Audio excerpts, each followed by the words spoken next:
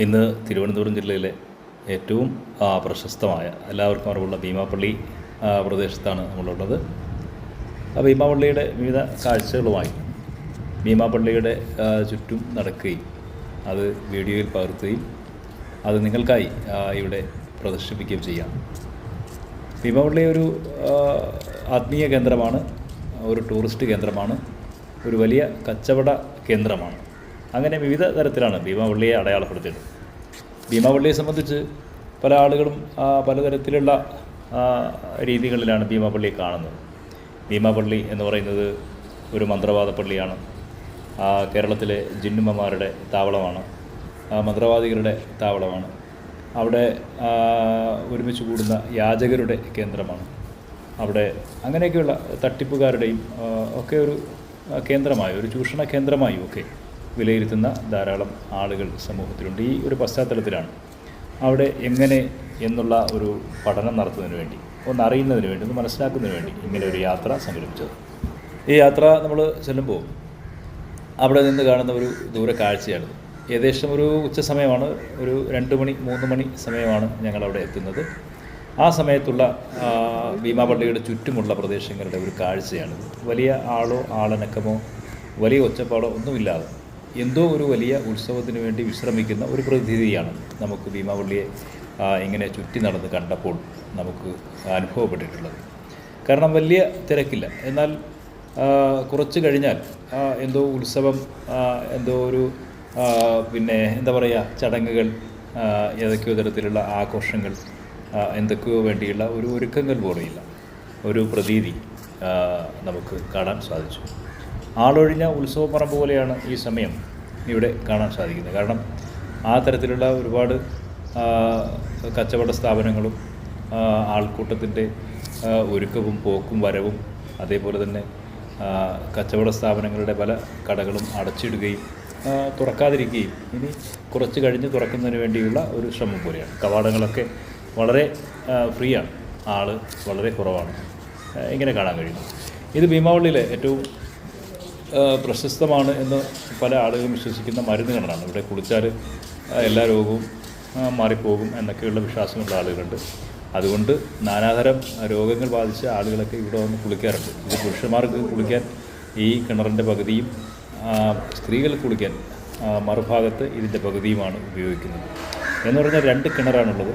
അത് 2 കിണറും പകുതി വെച്ച് മതിൽ കെട്ടി അടച്ചിട്ട് 4 ഭാഗത്തു നിന്നും സ്ത്രീകളും പുരുഷന്മാരും ഉപയോഗിക്കുന്ന ഒരു രീതിയാണുള്ളത്. ഇത് കുളിക്കുകയും കുടിക്കുകയും ഒക്കെ ചെയ്യും. ആളുകൾ കന്നാസിലൊക്കെ കൊണ്ടുപോകാറുണ്ട്. ഇപ്പോൾ തിരക്ക് കുറവായതുകൊണ്ട് നമുക്ക് അത്തരം കാഴ്ചകളൊന്നും ചിത്രീകരിക്കാൻ സാധിച്ചിട്ടില്ല. എന്നാൽ നാടിൻ്റെ നാനാഭാഗത്തു നിന്ന് വരുന്ന ആളുകൾ ഈ കിണറിലെ വെള്ളം കന്നാസിലും മറ്റുമൊക്കെ ആയിട്ട് ശേഖരിച്ച് അവരുടെ നാടുകളിലേക്ക് കൊണ്ടുപോകാറുണ്ട്. ഈ മന്ത്രവാദികളും ഇത് കൊണ്ടുപോകാറുണ്ട്. കൊണ്ട് ഭീമാപ്പള്ളിയിലെ ഏറ്റവും വിശുദ്ധമായ മരുന്ന് കിണറിലെ വെള്ളമാണ് എന്ന് പറഞ്ഞിട്ട് അവർക്ക് കൊടുക്കുകയും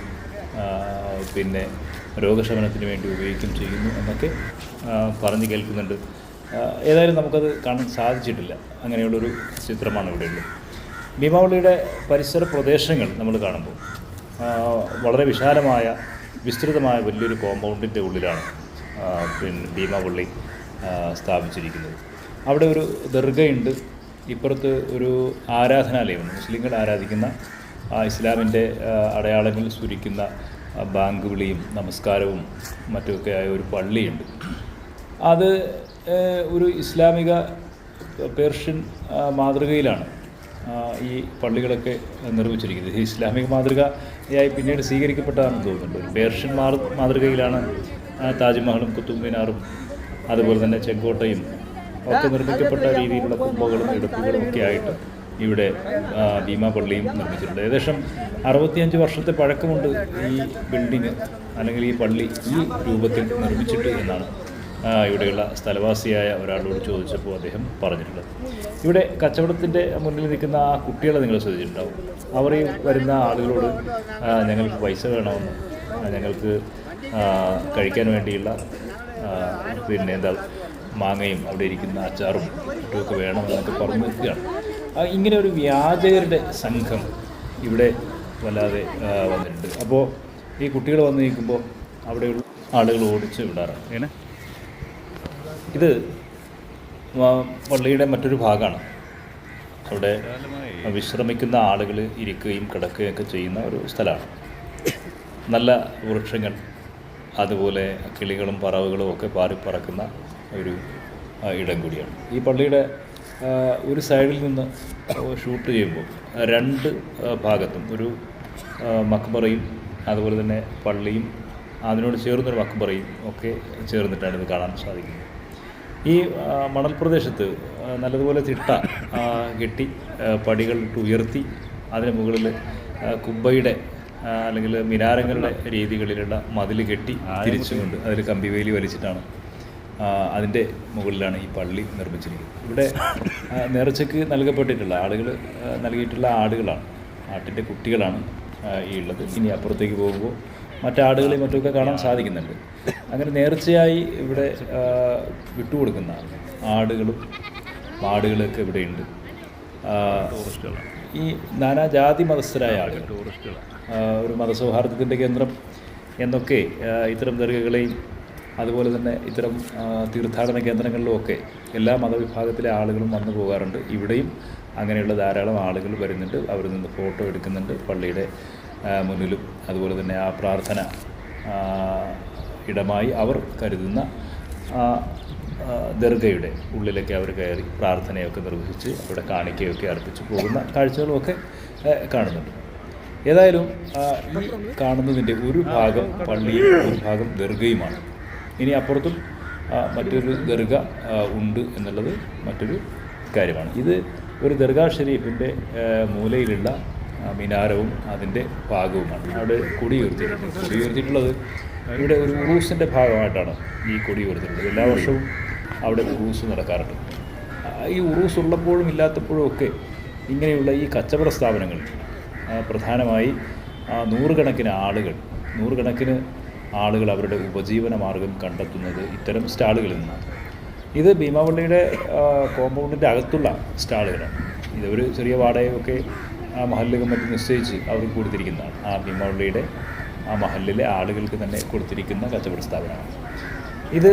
ഉള്ളിൽ നൂറുകണക്കിന് ഇതുപോലുള്ള സ്റ്റാളുകൾ ഉണ്ട് എന്നുള്ളത് ഒരു യാഥാർത്ഥ്യമാണ്. ഇവിടെ ഒരു മുട്ടനാടിനെ കെട്ടിയിരിക്കുകയാണ്. ആ മുട്ടനാട് നേർച്ചയ്ക്ക് ആരോ ഒഴിഞ്ഞ് ഇവിടെ ഏൽപ്പിച്ചിട്ടുള്ള മുട്ടനാടാണ്. അപ്പോൾ ഇതുപോലെ കാണുന്ന പിന്നെ വളകളും കൺമഷിയും ഉത്സവ പറമ്പുകളിൽ നമ്മളൊക്കെ പഴയ കാലങ്ങളിൽ കണ്ടിട്ടുള്ള ആ രീതികളിലുള്ള എല്ലാ കളിപ്പാട്ടങ്ങളും കളിക്കോപ്പുകളും കൊച്ചുകുട്ടികളെ ആകർഷിക്കുന്നതിന് വേണ്ടിയൊക്കെയുള്ള പന്തുകളും ബലൂണുകളും ഒക്കെ ഇവിടെ സുലഭമായി ലഭിക്കും. ഒരുപക്ഷെ ഇന്ന് ഒരു പുതിയ കാലത്ത് ഉത്സവപ്പറമ്പിൽ പോയാൽ പോലും ഇങ്ങനെയൊക്കെയുള്ള കാര്യങ്ങൾ കാണാൻ സാധിക്കുമോ എന്നുള്ളത് അറിയില്ല. ഇനി ഉത്സവപ്പറമ്പൊക്കെ സന്ദർശിച്ചാലാണ് അത്തരം കാര്യം മനസ്സിലാക്കാൻ കഴിയുക. പക്ഷേ പഴയ കാലത്ത് ഒരു 10-30 വർഷങ്ങൾക്ക് മുമ്പ് ഉത്സവപ്പറമ്പുകളിൽ നമ്മൾ കണ്ടിരുന്ന അതേപോലുള്ള കാര്യങ്ങളൊക്കെ തന്നെ ഈ ഭീമാപള്ളിയുടെ ഈ കോമ്പൗണ്ടിൽ ഒരുക്കിയിട്ടുള്ള സ്റ്റാളുകളിൽ കാണാൻ സാധിക്കും. അത് കൊച്ചു കുട്ടികളെയൊക്കെ ലക്ഷ്യം വെച്ചിട്ടാണ്. കാരണം വരുന്ന ആളുകളൊക്കെ എങ്ങനെയാണ്, ഇത് വരുന്ന ആളുകൾക്ക് വാടക കൊടുത്താൽ താമസിക്കാൻ കഴിയുന്ന ഒരു കെട്ടിടമാണ്. അത് ഭീമാപള്ളി തന്നെ നിർമ്മിച്ച് വാടകയ്ക്ക് കൊടുക്കുന്ന സ്ഥലമാണ്. അതിൻ്റെ മാനേജറെ കാണാൻ വേണ്ടി ഞങ്ങൾ ശ്രമിച്ചിരുന്നു. പക്ഷേ നമുക്ക് ആ ഉച്ച സമയമായതുകൊണ്ട് അദ്ദേഹത്തെ കാണാൻ സാധിക്കാത്തത് കൊണ്ട് തന്നെ അതിൻ്റെ റേറ്റ് മറ്റു കാര്യങ്ങൾ ഇതൊന്നും നമുക്ക് പറയാൻ സാധിക്കുന്നില്ല. ഇല്ല എങ്കിൽ അദ്ദേഹത്തെ ലഭിച്ചിരുന്നുവെങ്കിൽ ഒരു റൂമിൻ്റെ വാടകയും മറ്റ് സൗകര്യവും അതുപോലെ തന്നെ ആ റൂമൊക്കെ കയറി ഒന്ന് കാണുകയും ഒക്കെ ചെയ്തുകൊണ്ട് നിങ്ങളുടെ ശ്രദ്ധയിലേക്ക് കൂടി അത് കൊണ്ടുവരാൻ സാധിക്കുമായിരുന്നു. ഭീമാപള്ളി എന്ന് പറയുന്നത് ഒരു വിശ്വാസത്തിൻ്റെ മൂർത്തമായ ഭാവമാണ് എന്ന് പല ആളുകളും വിശ്വസിക്കുന്നുണ്ട്. ഇസ്ലാമിക വിശ്വാസത്തിൻ്റെ ഒരു ശില എന്ന് പറയുന്നത് അവിടെ ബാങ്ക് വിളിയും 5 നേരത്തെ നമസ്കാരവും ഇസ്ലാമിക കർമ്മപ്രകാരം നടക്കുന്നുണ്ട്. മറ്റ് ചില ആരാധനകൾ അവിടെ പട്ടിൻ്റെയും അതുപോലെ തന്നെ ഈ മരണപ്പെട്ടു പോയി അവിടെ കബറടക്കം ചെയ്തു എന്ന് വിശ്വസിക്കുന്ന ചില ദിവ്യപുരുഷന്മാരുടെ പേരിലുള്ള പ്രാർത്ഥനകളും അതുപോലെ തന്നെ അവരെ ശുശ്രൂഷിച്ചാൽ അല്ലെങ്കിൽ അവരോട് പ്രാർത്ഥിച്ചാൽ അവർ ദൈവത്തിൽ നിന്ന് അള്ളാഹുവിൽ നിന്ന് എന്തൊക്കെ നേടിക്കൊടുക്കും എന്നുള്ള വിശ്വാസവുമൊക്കെ പുലർത്തുന്ന ആളുകളും ധാരാളം ഇവിടെ വരാറുണ്ട്. ഇവിടെ വരുന്ന എല്ലാ ആളുകളും ഈ പ്രാർത്ഥനയ്ക്കോ അല്ലെങ്കിൽ ഇങ്ങനെയുള്ള ആരാധനയ്ക്കോ വരുന്നവരല്ല എന്നുള്ളത് കൂടി ഈ സന്ദർശനത്തിൽ നമുക്ക് മനസ്സിലായിട്ടുണ്ട്. കാരണം ഈ നിൽക്കുന്ന ഇവരൊക്കെ ഭീമാപള്ളി കാണുന്നതിന് വേണ്ടി എന്താണ് അവിടെ നടക്കുന്നത് എന്ന് മനസ്സിലാക്കുന്നതിന് വേണ്ടിയും എത്തിയിട്ടുള്ളവരാണ്. അതുപോലെ ധാരാളം ആളുകളെ നമുക്ക് കാണാൻ സാധിച്ചു. ടൂറിസ്റ്റുകളായി എത്തുന്ന ആളുകൾ. ഭീമാപള്ളി എന്ന് പറയുന്നത് ഒരു എന്തോ ഒരു ആത്മീയ കേന്ദ്രമാണെന്നും ആ ആത്മീയ കേന്ദ്രം എന്ന് പറയുന്നത് എങ്ങനെയാണ് അതിൻ്റെ രീതികൾ, എങ്ങനെയാണ് അതിൻ്റെ സ്ഥലങ്ങൾ, എങ്ങനെയാണ് അതിൻ്റെ രൂപകൽപ്പന എന്നൊക്കെ കാണാനും അറിയാനും മനസ്സിലാക്കാനും വേണ്ടി യാതൊരു വിശ്വാസവുമില്ലാത്ത ആളുകളും ഇവിടെ കയറുകയും വരികയും പോവുകയും ചെയ്യുന്നത് നമ്മുടെ ശ്രദ്ധയിൽ പെട്ടിട്ടുണ്ട്. കാരണം അവർക്ക് ഇത്തരം വിശ്വാസങ്ങളോടൊന്നും തന്നെ യാതൊരു വിധമായ ധാരണയോ അല്ലെങ്കിൽ അത്തരം വിശ്വാസം പുലർത്തുന്ന ഒരു രീതിയോ ഒന്നും ഇല്ല എങ്കിലും ഇത്തരം സ്ഥലങ്ങൾ ഒരുപാട് ആളുകൾ സന്ദർശിക്കുന്ന, ഒരുപാട് ആളുകൾ പറഞ്ഞു കേൾക്കുന്ന, ഒരുപാട് ആളുകൾ കൗതുകത്തോടെയും ആകാംക്ഷയോടെയും സഞ്ചരിക്കുന്ന ഒരു സ്ഥലം എന്ന നിലയിൽ കാണാനുള്ള ആഗ്രഹം ഉണ്ട് എന്നുള്ളതുകൊണ്ടാണ് അവരൊക്കെ ഈ സ്ഥലങ്ങൾ സന്ദർശിക്കുകയും വരികയും ഇവിടെ നിന്ന് ഫോട്ടോ എടുക്കുകയും അത് ഒരു സന്തോഷമായി അവരുടെ ഫേസ്ബുക്കിലും അതുപോലെ തന്നെ അവരുടെ ഇൻസ്റ്റാഗ്രാമിലും അതുപോലെ അവരുടെ മൊബൈലിലും ഒക്കെ സൂക്ഷിക്കുന്നതിന് വേണ്ടിയൊക്കെയുള്ള ഒരു യാത്ര. നിരവധി സ്ഥലങ്ങളിൽ പോകുന്ന യാത്രകളോടൊപ്പം തന്നെ ചേരുന്ന ഒരു യാത്രയുടെ ഭാഗമായി എത്തുന്ന ആളുകളാണ് നിരവധി നമുക്ക് ഇന്ന് ഈ സമയത്ത് ഇവിടെ കാണാൻ സാധിച്ചത്.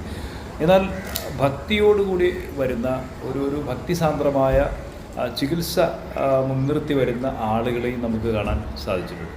അത് ഏതുതരം വിശ്വാസമാണോ ഏതുതരം കാര്യങ്ങളാണോ എന്നുള്ളതൊക്കെ അവരുടെ വിശ്വാസവും അവരുടെ പ്രതീക്ഷയും അവരുടെ ലക്ഷ്യവും ഒക്കെ ആയതുകൊണ്ട് തന്നെ നമ്മളതിലേക്ക് പോകുന്നില്ല. എന്നാൽ ഇവിടെ ഭീമാപള്ളി എന്ന് പറയുന്ന ഈ വലിയ പ്രദേശത്തിൻ്റെ ഒരു ഗേറ്റാണിത്. ഇങ്ങനെ 4ഓളം ഗേറ്റുകൾ ഭീമാപള്ളിയുടെ 2-3 കവാടങ്ങളിലായി കാണാൻ സാധിക്കും എന്നുള്ളതാണ്. ഭീമാപള്ളിയുടെ ഓരത്ത് ഇപ്പോൾ പുതിയൊരു പ്രതിഭാസം വന്നിരിക്കുന്നു എന്നുള്ളത് ഞങ്ങളുടെ ശ്രദ്ധയിൽപ്പെട്ടത് തൊട്ടടുത്ത ഗില്ലുകളിൽ ബംഗാളികളായിട്ടുള്ള നിരവധി ആളുകൾ വന്ന് താമസിക്കുന്നു എന്നുള്ളതാണ്. അവരൊരു സമയമാകുമ്പോൾ ഇവിടെ വരുന്ന ജനക്കൂട്ടത്തെ ആശ്രയിച്ച് യാചിച്ചും അവരിൽ നിന്ന് കൈനീട്ടിയും ഒക്കെ വാങ്ങി ജീവിക്കുന്ന ഒരു ജീവിത രീതി ഉണ്ടാക്കും. അതുവഴി അവരുടെ കുട്ടികൾ, നൂറുകണക്കിന് കുട്ടികൾ അവർ വിദ്യാഭ്യാസ സ്ഥാപനങ്ങളിലേക്ക് പോവുകയോ വിദ്യ അഭ്യസിക്കാൻ വേണ്ടിയുള്ള പ്രവർത്തനങ്ങളിലേക്ക് പോവുകയോ ചെയ്യുന്നില്ല എന്നുള്ള ഒരു വ്യാപകമായ ഒരു പരാതിയും ഇങ്ങനെ ഈ പ്രദേശത്തെ ആളുകൾ പറയുന്നുണ്ട്. ഏതായാലും ഒരു വലിയ സാമൂഹിക വിഭാഗത്തിൻ്റെ ആശ്രയം ഭീമാപള്ളി എന്നുള്ളത് കൊണ്ട് തന്നെ ഈ സ്ഥലത്തിനും ഈ സന്ദർഭങ്ങൾക്കുമൊക്കെ ഒരു പ്രത്യേകതയുണ്ട്. കുറേ എതിർപ്പുകളും കുറേ വിവിധ തരത്തിലുള്ള ചിന്തകളും ചർച്ചകളും ഒക്കെ ഉണ്ട് എങ്കിലും അതിന് അതിൻ്റേതായ ഒരു ആത്മീയ തലവും ഒരു രാഷ്ട്രീയ തലവും ഒരു കച്ചവട തലവും ഒക്കെ രൂപപ്പെടും. എന്തൊക്കെ തന്നെ പറഞ്ഞാലും ഈ കേന്ദ്രത്തെ ആശ്രയിച്ച് ജീവിക്കുന്ന ആയിരക്കണക്കിന് മനുഷ്യരുടെ കുടുംബം പട്ടിണിയില്ലാതെ കഴിഞ്ഞു പോകുന്നതിൻ്റെ വലിയ ഒരു കാരണം ഈ മസ്ജിദും ഈ ദർഗയും ഈ കേന്ദ്രവും തന്നെയാണ് എന്ന് കാണാൻ സാധിക്കും. അങ്ങനെ വിലയിരുത്തുമ്പോൾ ഈ സ്ഥാപനം നൽകുന്ന അല്ലെങ്കിൽ ഈ സ്ഥലം നൽകുന്ന ഈ പള്ളി നൽകുന്ന ഈ ദർഗ നൽകുന്ന ഒരു ജനസഞ്ചയത്തിൻ്റെ ആശ്രയം എന്നുള്ളത് ഒരുപാട് ആളുകൾക്ക് ഇങ്ങനെ തണലിൽ വിശ്രമിക്കാൻ കഴിയുക എന്നതിനപ്പുറം അവരുടെ കച്ചവടവും അവരുടെ ജീവിതവും അവരുടെ ജീവിത ഉപാധികളും കൂടി ഇവിടെ ബന്ധപ്പെട്ട് കിടക്കുന്നു എന്നുള്ളതാണ്.